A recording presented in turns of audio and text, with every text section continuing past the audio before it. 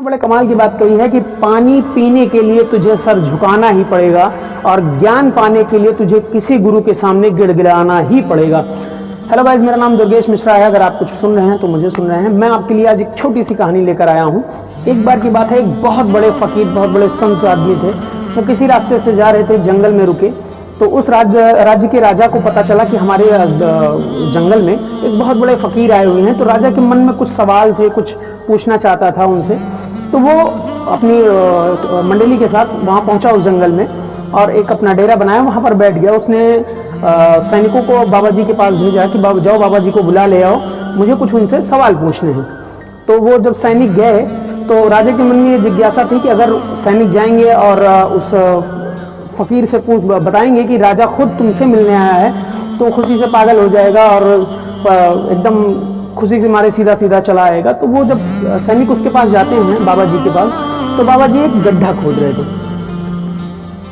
गड्ढा। तो उन्होंने सैनिक ने कहा बाबा जी से कि बाबा जी आपसे मिलने के लिए स्वयं इस राज्य के राजा आए हुए हैं, वो बैठे हैं, आपका इंतजार कर रहे हैं, आप चलिए उनसे मिल लीजिए, वो कुछ आपसे पूछना चाहते हैं। बाबा जी गड्ढा खोदने में इतना मस्त हो गए कि उन्होंने ध्यान ही नहीं दिया कि कौन आया है, कौन गया है, कुछ मतलब नहीं, कोई मतलब नहीं। सैनिक आए, बताए अपने मंत्री से, मंत्री ने बताया राजा से कि सर आपका महोदय अपमान हो गया। बाबा जी ने तो सुना ही नहीं, ध्यान ही नहीं दिया आपके बारे में। फिर राजा को बड़ा गुस्सा आया, उसने कहा ठीक है, ढोल नगाड़े बजाया जाए, उनके ध्यान को तोड़ो और उनको बुला कर ले आओ, किसी तरीके से ले आओ। भाई राजा थे तो सैनिक लोग गए वहाँ, ढोल नगाड़े बजाते रहे, काफ़ी देर तक बजाए, फिर भी बाबा जी का ध्यान नहीं टूटा। वो अपने काम को करते ही गए, करते नहीं, कंटिन्यू रखा उन्होंने, गड्ढे खोदते ही गए। फिर जब पूछे उनसे बाबा जी से कि बाबा जी आप चलिए, आपको सैनिक, वो राजा जी बुला रहे हैं, हम उनके दरबार के सैनिक हैं। बाबा जी ने ध्यान नहीं दिया, आकर फिर से मंत्री को बताया और मंत्री के बाद फिर से राजा को पता चली कि बाबा जी ने, अरे मुझे तो ध्यान ही नहीं दिया। तो राजा एकदम बहुत गुस्से में, बहुत तैश में आकर बोला कि चाओ उनको उठवा ले आओ। वहाँ गया तो देखने लगे, उनको उठाने की काफ़ी कोशिश की लेकिन नहीं उठे, बहुत बुजुर्ग आदमी थे। तो सैनिक फिर से चले आए और आने के बाद राजा से बताए कि महोदय वो तो नहीं आ रहे हैं। फिर राजा ने सोचा अरे यार अब क्या करें।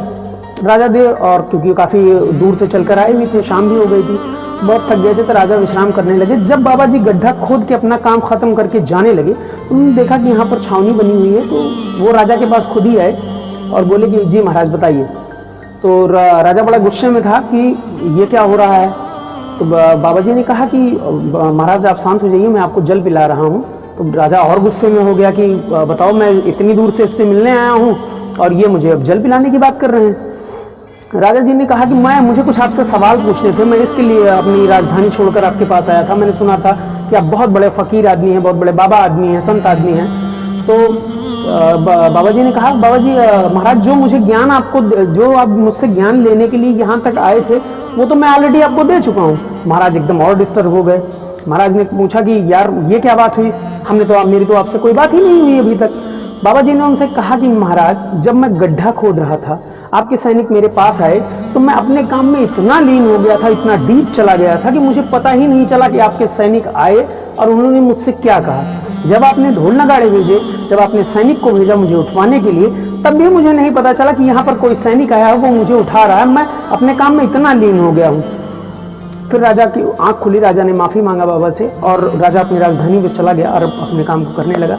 दोस्तों, इस कहानी से हमें ये सीख मिलती है कि आप जो भी काम करो लाइफ में, पढ़ाई हो, नौकरी हो, एनीवे बिजनेस हो, कुछ भी हो, जो भी आप कर रहे हो, जरा सोचो एक मिनट, क्या इसमें मेरा दिल लग रहा है या नहीं लग रहा है। अगर आपका दिल नहीं लग रहा है तो आप उस काम को बिल्कुल मत करिए, क्योंकि वो काम आपके लिए लॉन्ग टाइम नहीं होगा, कभी नहीं होगा।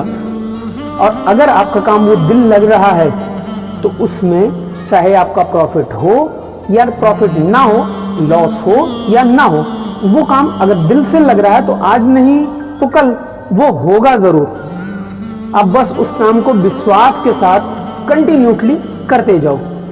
अगर इस कहानी आपको अच्छी लगी हो तो प्लीज़ दोस्तों, आपसे रिक्वेस्ट है कि आप इसको लाइक, शेयर, सब्सक्राइब ज़रूर करें। और अगर कोई गलती हो तो कमेंट करके ज़रूर बताएं कि मेरे अगले वीडियो में मैं थोड़ा सा और इम्प्रूव कर सकूं। Thank you.